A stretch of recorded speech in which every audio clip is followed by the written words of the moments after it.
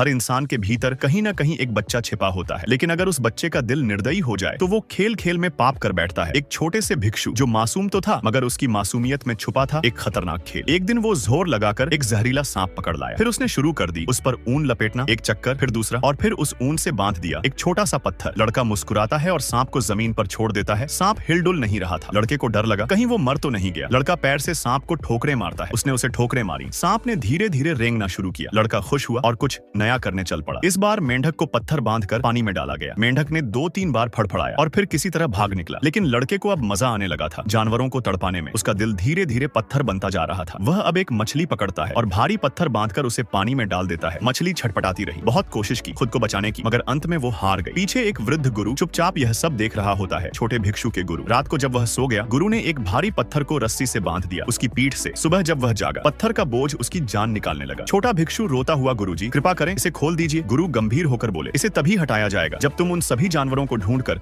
उन्हें मुक्त करोगे। अगर एक भी मरा तो ये पत्थर तुम्हारे साथ जिंदगी भर रहेगा। अब लड़के की असली परीक्षा शुरू हुई। वो चट्टान की तरह भारी पत्थर को घसीटता हुआ उसी तालाब तक पहुंचा जहां उसकी क्रूरता ने कई मासूम जानवरों को तड़पाया था। पहले उसने मछली को देखा मगर अब वो इस दुनिया में नहीं रही थी। उसने मछली को दफनाया और पहली बार उसके दिल में करुणा जगी। उसके नन्हे हाथ अब पछतावे से कांप रहे थे। वो दौड़ा, रस्सी खोली और मेंढक को आजाद कर दिया। जैसे ही मेंढक तैरता हुआ दूर गया, उसके मन का बोझ थोड़ा हल्का